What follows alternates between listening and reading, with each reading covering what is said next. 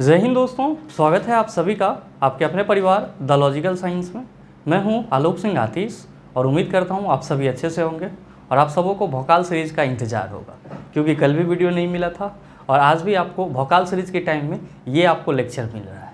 Reason ये है कि अपने पास दो टाइपिस्ट है, एक का तबीयत ख़राब है और एक जो मैडम है उनकी सिस्टर का शादी है, जिस वजह से आपका आज भी क्वेश्चन टाइप करके नहीं आया है। तो आप सभी परेशान नहीं होंगे।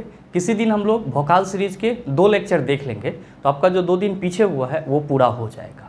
बहरहाल क्लास खाली नहीं जाना चाहिए। तो आज हम लोग डिस्कस करने वाले हैं हार्ट के जनरल इंट्रोडक्शन की। जी हाँ दोस्तों, बहुत ही इंपॉर्टेंट टॉपिक है और आपके हर एक एग्ज़ाम में, सिर्फ ग्रुप डी ही नहीं, कोई भी एग्ज़ाम हो वहाँ पे आपको आज के इस सेशन से 1 या 2 क्वेश्चन तो ज़रूर देखने को मिल जाता है। तो आइए बिना अपने समय को गंवाए हुए शुरू करते हैं आज के इस सेशन की और देखते हैं एग्ज़ाम रेलेवेंट क्या कुछ सीख पाते हैं। मेरे मित्र, जब हम लोग हार्ट की बात करते हैं, हृदय की बात करते हैं, तो सबसे पहले हम लोगों को ये समझना होता है कि गुरुजी ये जो हार्ट है ये हमारे शरीर का किस अंग का हिस्सा है। तो आप सभी ध्यान में रखेंगे कि मनुष्य या फिर अन्य जो स्तनधारी वर्ग के जंतु होते हैं उन सभी के शरीर में पदार्थों के ट्रांसपोर्टेशन के लिए, किसके लिए सर? पदार्थों के ट्रांसपोर्टेशन के लिए, यानी कि परिवहन के लिए क्या होता है, एक स्पेशल प्रकार का तंत्र विकसित होता है, जिसको हम लोग क्या कहते हैं? आप सभी कहते हैं कि गुरुजी परिवहन तंत्र कहते हैं। क्या कहते हैं? परिवहन तंत्र कहते हैं। और ये परिवहन तंत्र क्या करता है? तो मनुष्य या फिर अन्य कोई जो स्तनधारी वर्ग के जंतु हैं उनके पूरे शरीर में जरूरी पदार्थों का एक जगह से दूसरे जगह आवागमन करवाता है, या फिर आप कह सकते हैं कि जरूरी पदार्थों का परिवहन करवाता है। और मेरे मित्र, जब हम लोग ट्रांसपोर्टेशन सिस्टम की बात करते हैं, परिवहन तंत्र की बात करते हैं, तो जो परिवहन तंत्र होता है इसके मेनली 3 इंपॉर्टेंट पार्ट होते हैं। कौन कौन सा? तो पहला होता है आपका ब्लड, जिसको हम लोग क्या कहते हैं? रक्त कहते हैं। और दूसरा आपका क्या होता है? तो दूसरा होता है आपका हृदय। और तीसरा क्या होता है? तो आप सभी ध्यान में रखेंगे, तीसरा होता है आपका रक्त वाहिकाएं। तीसरा क्या होता है? रक्त वाहिकाएं, जिसको हम लोग क्या कहते हैं इंग्लिश में? ब्लड वेसल्स कहते हैं। और रक्त को इंग्लिश में ब्लड कहते हैं और हृदय को हम लोग क्या कहते हैं? हार्ट कहते हैं। तो जब हम लोग परिवहन तंत्र को कंप्लीटली रूप से डिस्कस कर रहे होते हैं तो उसमें हम लोग पहले क्या पढ़ते हैं? रक्त को पढ़ते हैं। और फिर हम लोग का अगला टॉपिक क्या होता है, जो कि बहुत ही इंपॉर्टेंट ऑर्गन है आपके बॉडी का। और हमेशा ध्यान में रखिएगा कि बगैर हार्ट के आदमी 1 सेकेंड भी जिंदा नहीं रह सकता है। ध्यान में रखेंगे कि जब हम लोग हार्ट की बात करते हैं तो सबसे पहला क्वेश्चन यही आता है हम लोगों के मन में कि गुरुजी इसको एक लाइन में हम कैसे डिफाइन कर सकते हैं। बहुत सारे मित्र गलत भ्रांतियों में पड़ जाते हैं। वो लोग अपने आसपास में सुनते हैं, अरे भाई दिल टूट गया, दिल जुट गया, दिल ऐसे हो गया, दिल वैसे हो गया। जबकि मेरे मित्र, मैं आप सबों को बताना चाहूँगा कि दिल न कभी टूटता है और ना ही कभी जुटता है। बेसिकली जो आपके अंदर हार्ट है, जिसको आप दिल कह रहे हो, इसका काम होता है ब्लड को पंप करना। इसका काम क्या होता है? ब्लड को पंप करना। और ये क्या करता है? तो सर ब्लड को पंप करके ब्लड को संपूर्ण शरीर में पहुंचाता है। ये ना तो कभी टूटता है और ना ही कभी जुटता है। तो आप सभी हमेशा ध्यान में रखेंगे कि जब भी हार्ट की बात आएगी तो आप सभी क्या कहेंगे कि हार्ट जो है एक महत्वपूर्ण ऑर्गन है हमारे बॉडी का, और इसको क्या बोला जाता है? केंद्रीय पंप अंग बोला जाता है, यानी कि सेंट्रल पंप ऑर्गन बोला जाता है। तो क्वेश्चन आपसे ये भी पूछा जाता है कि निम्नलिखित में से कौन सा शरीर का केंद्रीय पंप अंग कहलाता है? आप कहेंगे हार्ट जो है वो शरीर का क्या कहलाता है? केंद्रीय पंप अंग कहलाता है। ये क्या करता है? तो गुरुजी ब्लड को पंप करता है। कहाँ पे करता है? तो पूरे शरीर में पहुँचाने के लिए करता है। मैंने इस चीज़ को यहाँ पे लिख भी दिया है हार्ट के बारे में कि यह एक केंद्रीय पंप अंग है जो संपूर्ण शरीर में रक्त का परिसंचरण करता है। तो आज से आप लोग ये नहीं कहेंगे कि दिल टूट रहा है कि दिल जुट रहा है। आप सभी कहेंगे कि जो हम लोग के बॉडी के अंदर हार्ट है उसका मेनली काम होता है ब्लड को पंप करना। तो आप क्या कहेंगे? ये केंद्रीय पंप अंग है, इसका टूटने और जुटने से कोई लेना देना है ही नहीं। हम लोग के बॉडी के अंदर जितनी भी थिंकिंग होती है या जो भी चेंजेस आते हैं किसी और चीज़ के प्रति में, वो सब के सब क्या है? हार्मोनल चेंजेस हैं। उसका हार्ट से कोई लेना देना नहीं होता है। ठीक है सर। अब अच्छा लगता है या बुरा लगता है ये आपके माइंड के ऊपर डिपेंड करता है। कुछ चीज़ें आपको अच्छा होकर के भी खराब लगती है और कुछ चीज़ें आपको खराब होकर के भी अच्छा लगती है। तो ये सब माइंड गेम है, इसके लिए आप हार्ट से रिलेट इसको नहीं करेंगे। सीधे शब्दों में कहेंगे कि ये आपका एक सेंट्रल पंप ऑर्गन है जिसका काम क्या है? तो संपूर्ण शरीर में रक्त का परिसंचरण करना है। अब आप में से बहुत सारे मित्रों के मन में चल रहा होगा कि गुरुजी ये बताओ कि ये जो हार्ट है इसका शेप कैसा होता है? तो मेरे मित्र आप सभी ध्यान में रखेंगे कि जो हार्ट है इसका सामान्यतः शेप जो है वो शंक्वाकार होता है, यानी कि कोन के जैसा होता है। आप कहेंगे कि आम बोलचाल में इसको हम लोग कैसे समझेंगे, तो मेरे मित्र ये जो आप मुट्ठी देख रहे हैं इसको इंग्लिश में क्लेंज्ड फिस्ट बोला जाता है, और जो आपके हार्ट का शेप होता है, संरचना होता है, वो कुछ आपके बंद मुट्ठी के जैसा ही होता है। तो आप सभी हमेशा ध्यान में रखिएगा कि सामान्यतः हार्ट का जो शेप है, आकार है, वो कैसा है, तो शंक्वाकार है। लेकिन आम बोलचाल के भाषा में हम लोग ये भी कह सकते हैं अपने समझने के लिए, जो हमारा हार्ट है उसका शेप जस्ट लाइक का कैसा है, तो क्लेंज्ड फिस्ट के तरह है, यानी कि बंद मुट्ठी के तरह है। आपको परेशान नहीं होना है, मैंने एक एक चीज़ को मेंशन करा है, और यहाँ पे देखिए बड़ा स्टार मार्क लगा करके मैंने ये भी लिख दिया है कि जो हार्ट का शेप है वो कैसा होता है, तो आप कहेंगे शंक्वाकार यानी कि कोनिकल होता है। और मैंने यहाँ पे इंपॉर्टेंट करके लिख दिया है, क्या लिखा है कि हार्ट की संरचना बंद मुट्ठी जैसी होती है। ध्यान में रखेंगे कि बंद मुट्ठी को हम लोग क्या कहते हैं, क्लेंज्ड फिस्ट कहते हैं। क्या कहते हैं, क्लेंज्ड फिस्ट कहते हैं। ना हो तो मैं यहाँ पे लिख दे रहा हूँ बंद मुट्ठी का स्पेलिंग, क्लेंज्ड फिस्ट। साथ ही आप सभी ध्यान में रखेंगे और आपके मन में ये सवाल आ भी रहा होगा कि जो हार्ट है सर, हम लोगों ने कहते सुना है ये एक स्पेशल प्रकार के मसल से बना हुआ है। तो ये बताओ कि ये किस प्रकार के मसल से बना हुआ है, तो हमेशा ध्यान में रखेंगे कि जो हार्ट है आपका, ये स्पेशल मसल जो आपका कार्डियक मसल्स है उससे बना हुआ है। और हम लोग ये पढ़ते भी हैं कि जो हार्ट में मांसपेशी होती है उसको क्या बोला जाता है, तो सर कार्डियक मसल्स बोला जाता है, यानी कि कार्डियक मांसपेशी बोला जाता है। तो आपको इसके लिए भी परेशान नहीं होना है, मैंने यहाँ पे इस पॉइंट को भी मेंशन कर दिया है। क्या लिखा है कि मांसपेशी जिससे हार्ट बना है, मसल्स जिससे आपका हृदय बना है, वो क्या कहलाता है, कार्डियक मांसपेशी कहलाता है, या फिर कार्डियक मसल्स कहलाता है। तो कोई भी आपसे पूछे ये बताओ कि जो हार्ट में मसल्स होती है उस मसल्स को क्या बोला जाता है, आप कहेंगे कार्डियक मसल्स बोला जाता है। हार्ट की जो संरचना होती है वो कैसी होती है, आप कहेंगे शंक्वाकार, और आसानी से समझने के लिए आपके बंद मुट्ठी जैसे होती है। ये क्या है, तो आप कहेंगे ये एक केंद्रीय पंप अंग है जिसका काम क्या होता है, ये पूरे बॉडी में ब्लड को सर्कुलेट करता है, यानी कि पूरे बॉडी में ब्लड को पहुंचाता है। और साथ ही ध्यान में रखेंगे मैंने यहाँ पे इसका लोकेशन भी लिख दिया है, क्योंकि ये चीज़ भी आप सबों के माइंड में आ रहा होगा कि गुरुजी ये तो ठीक है कि हार्ट का संरचना ऐसा होता है, हार्ट एक सेंट्रल पंप ऑर्गन है, ये सब चीज़ सही है, लेकिन ये बताओ कि एग्जैक्टली हृदय रहता कहाँ पे। भाई मेरे, जब दिल टूटने की बात की जाती है तो आप लोग कैसे करते हो, अरे यार दिल टूट गया। भाई मेरे, आपका जो हार्ट है वो यहीं पर रहता है। आप कहेंगे सर यहाँ पे रहता है, इसका कुछ नाम तो होगा ना, ऑब्वियसली नाम है, मैंने आपको पीछे के सेशन में बताया भी है।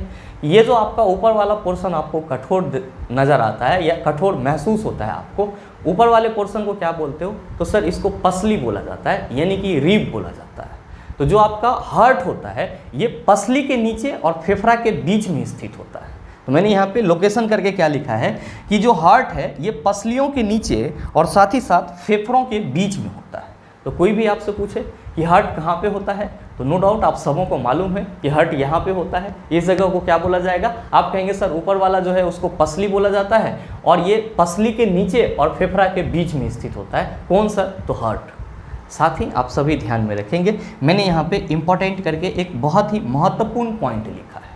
जो आप ये कह रहे हो कि गुरुजी हार्ट जो है वो हमारे शरीर में पसली के नीचे, रिब्स के नीचे, फेफड़ा के बीच में स्थित होगा, तो क्या ऐसे ही लटका हुआ रहता है? नहीं भाई, ऐसे ही लटका रहेगा तो फिर तो काम ही तमाम हो जाएगा। ये जो है एक झिल्ली युक्त थैला में क्या रहता है, बंद रहता है। जो आपका हार्ट है ये पसली के नीचे, फेफड़ा के बीच में एक झिल्ली से बनी थैला के भीतर रहता है, और उस झिल्ली से बनी थैला को क्या बोला जाता है, तो इसी को पेरिकार्डियम बोला जाता है, या फिर हिंदी में हृदयावरण बोला जाता है।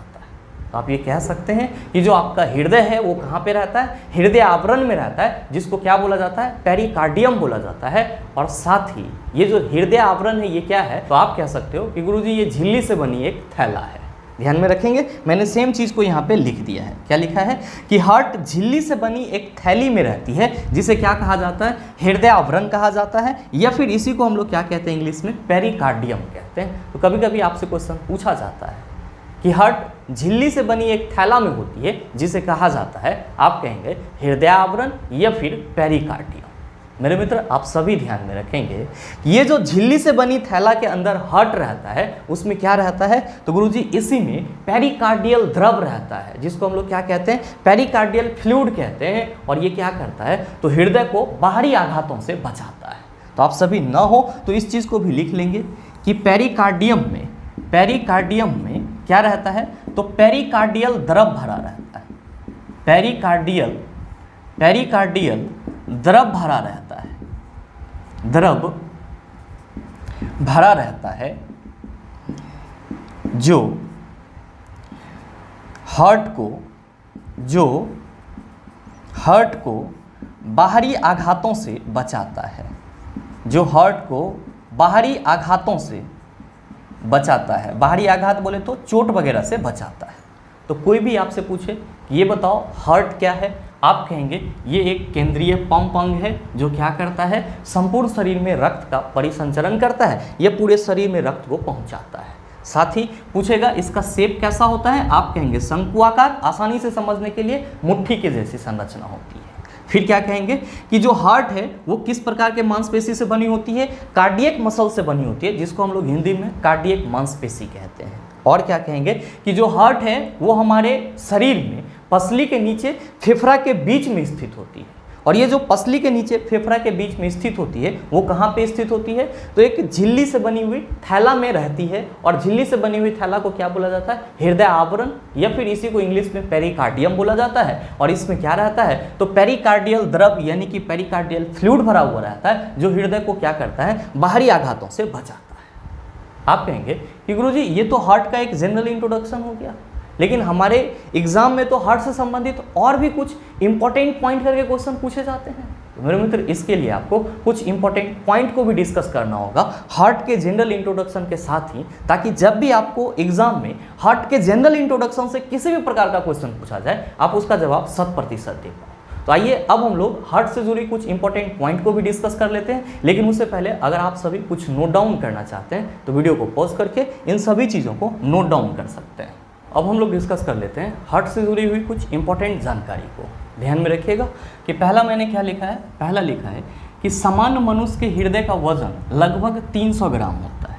मेरे मित्र ये क्वेश्चन भी आपके एग्जाम में पूछा जाता है कि निम्नलिखित में से मनुष्य के हृदय का लगभग वजन होता है, तो आप सभी क्या कहेंगे, 300 ग्राम। ध्यान में रखिएगा। ऐसे तो हृदय के वजन का एक रेंज माना जाता है और वो रेंज कितना होता है, तो 250 ग्राम से 350 ग्राम होता है। तो अगर आपको कहीं पे हृदय का वजन रेंज में मिल जाए तब आप 250 से 350 ग्राम को टिक करेंगे। और ऐसे अगर क्वेश्चन पूछा जाए कि मनुष्य के हृदय का वजन लगभग होता है तो आप सभी क्या कहेंगे, 300 ग्राम कहेंगे। और साथ ही सबसे अहम चीज़ ध्यान में रखेंगे कि ये जो मनुष्य के हृदय का वजन होता है वो मनुष्य के बॉडी के वेट का 0.45% होता है। तो आप इस चीज़ को भी नोट कर लेंगे कि मनुष्य के हृदय का वजन जो है वो बॉडी वेट का 0.45% होता है। कितना होता है, 0.45% होता है। जैसे हम लोग कहते हैं ना कि हम लोग के शरीर में जो रक्त होता है उसका परसेंटेज कितना होता है, तो हम लोग के बॉडी के वजन का 7%, ठीक उसी तरह जो आपका हार्ट है उसका वजन कितना होगा, तो आपके बॉडी का 0.45%, रेंज बोले तो 250 से 350 ग्राम या फिर अबाउट में 300 ग्राम। और साथ ही ध्यान में रखेंगे मैंने दूसरा पॉइंट क्या लिखा है कि हृदय प्रति मिनट 70 से 72 बार धड़कता है। हमेशा ध्यान में रखिएगा कि जो हार्ट बीट रेट होता है वो क्या होता है, 70 से 72 बार पर मिनट होता है। आपको कहीं कहीं पे यही चीज़ कैसे मिल जाता है, तो 70 से 80 बार मिल जाता है। तो आप सबों को परेशान नहीं होना है, दोनों डाटा आप सबों के माइंड में कहीं ना कहीं सेट रहता है। तो ऑप्शन जिस हिसाब से आपको मिलेगा आप उस हिसाब से उसको टिक कर सकते हैं। जैसे कि अगर आपसे क्वेश्चन ये पूछा जाए कि मनुष्य का हृदय धड़कता है और आपके ऑप्शन में 70 से 72 बार रहे और 70 से 80 बार न रहे तो आप इसको टिक कर देंगे। और अगर आपसे क्वेश्चन पूछा जाए कि मनुष्य का हृदय धड़कता है और आपके ऑप्शन में 70 से 72 बार न रहे, 70 से 80 बार रहे, तो आप इसको टिक कर देंगे। इसमें कोई परेशानी नहीं होना चाहिए। साथ ही ध्यान में रखेंगे मैंने तीसरा पॉइंट में क्या लिखा है कि हृदय की धड़कन पर नियंत्रण के लिए आवश्यक तत्व। जी हाँ, आपके एग्जाम में इससे संबंधित भी क्वेश्चन पूछे जाते हैं कि निम्नलिखित में से कौन सा ऐसा तत्व है जो हृदय के धड़कन को नियंत्रित करने के लिए बहुत ही महत्वपूर्ण होता है या बहुत ही आवश्यक होता है। तो आप सभी ध्यान में रखना, पोटेशियम। क्या ध्यान में रखेंगे? पोटेशियम, जिसको हम लोग किससे रिप्रेजेंट करते हैं? तो के से रिप्रेजेंट करते हैं। तो कोई भी आपसे पूछे कि हृदय की धड़कन पर नियंत्रण के लिए आवश्यक तत्व कौन सा है, आप कहेंगे पोटेशियम। और साथ ही ध्यान में रखेंगे चौथा पॉइंट मैंने क्या लिखा है कि हृदय लगभग 5 लीटर रक्त प्रति मिनट पंप करता है। जो आप ये कहते हो कि गुरुजी हार्ट जो है ये हमारे बॉडी का सेंट्रल पंप ऑर्गन माना जाता है, ये हमारे बॉडी में ब्लड को पंप करता है। तो ध्यान में रखिएगा कि हार्ट जो है वो 1 मिनट में आपके बॉडी में कितना लीटर ब्लड को पंप करता है? तो 5 लीटर ब्लड को पंप करता है। और क्या लिखा गया है कि हृदय लगभग 5 लीटर रक्त प्रति मिनट पंप करता है, यानी कि 1 मिनट में 5 लीटर ये ब्लड को क्या करता है? तो आपके बॉडी में पंप कर देता है। और साथ ही ध्यान में रखेंगे मैंने यहाँ पे 5वां पॉइंट लिखा है कि रूमेटिक हृदय रोग का इलाज एस्पिरिन की मदद से किया जाता है। तो आपसे क्वेश्चन ये भी पूछा जाता है कि निम्नलिखित में से किस प्रकार के हृदय रोग का इलाज एस्पिरिन के मदद से किया जाता है? तो आप कहेंगे कि जो रूमेटिक हृदय रोग होता है उसका इलाज एस्पिरिन के मदद से किया जाता है। या फिर आपसे क्वेश्चन दूसरे तरीका से भी पूछा जा सकता है। क्या पूछा जा सकता है? आपसे पूछा जा सकता है कि रूमेटिक हृदय रोग के इलाज के लिए निम्नलिखित में से किस दवा का इस्तेमाल किया जाता है? तब आप कहेंगे एस्पिरिन। क्या कहेंगे? एस्पिरिन। और साथ ही मेरे मित्र आप सभी ध्यान में रखेंगे कि हार्ट के गतिविधियों को समझने के लिए, हार्ट के एक्टिविटी को समझने के लिए, हार्ट के एक्टिविटी को समझने के लिए मेडिकल टेस्ट कौन सा होता है, जिसको हम लोग चिकित्सीय परीक्षण कहते हैं? आप सभी ध्यान में रखना, ईसीजी होता है। क्या होता है? ईसीजी होता है। तो कोई भी आपसे पूछे कि ईसीजी क्या है, तो आप सभी कहेंगे ये हार्ट के एक्टिविटी को देखने के लिए एक प्रकार का मेडिकल टेस्ट है। जैसे आप भी किसी के साथ जाते होंगे या कोई ऐसा पेशेंट वगैरह होगा तो डॉक्टर उसको ईसीजी लिख देता है कि ईसीजी करवा करके लाइए। तो ईसीजी में वो क्या चेक करता है? हार्ट का एक्टिविटी चेक करता है। तो क्या ध्यान में रखना है कि हार्ट के एक्टिविटी को समझने के लिए मेडिकल टेस्ट में क्या किया जाता है? ईसीजी किया जाता है, जिसको क्या बोला जाता है? तो इसी को इलेक्ट्रोकार्डियोग्राम बोला जाता है। क्या बोला जाता है? तो इसको इलेक्ट्रोकार्डियोग्राम बोला जाता है। इलेक्ट्रोकार्डियोग्राम बोला जाता है। या फिर इंग्लिश में इसको कैसे बोला जाता है? तो सर इंग्लिश में कुछ इस तरह से लिखा जाता है, इंग्लिश में बोला नहीं जाता, लिखा जाता है। इलेक्ट्रोग्राम लिख दिए सर हम, इलेक्ट्रोकार्डियोग्राम होगा, चला इलेक्ट्रोकार्डियोग्राम। तो आप इस चीज़ को भी ध्यान में रखेंगे। मेरे मित्र अब आपको हार्ट के जनरल इंट्रोडक्शन से संबंधित किसी भी प्रकार का क्वेश्चन दे दिया जाए, मेरे ख्याल से आप उस क्वेश्चन का जवाब 100% दे सकते हैं। साथ ही उम्मीद करते हैं ये छोटा सा सेशन आपको अच्छा लगा होगा। अगर आपको अच्छा लगा तो वीडियो को लाइक कीजिएगा, ज़्यादा से ज़्यादा शेयर कीजिएगा। और हाँ, अगर आप चैनल पर नए हैं तो सब्सक्राइब करके बेल आइकन दबा लीजिएगा, ताकि इस तरह के एग्जाम रेलेवेंट वीडियो का नोटिफिकेशन सबसे पहले आपके पास पहुँचे और आप उसको सबसे पहले देख पाओ। मिलते हैं फिर अगले सेशन में, तब तक के लिए best of luck. Thank you, have a nice day.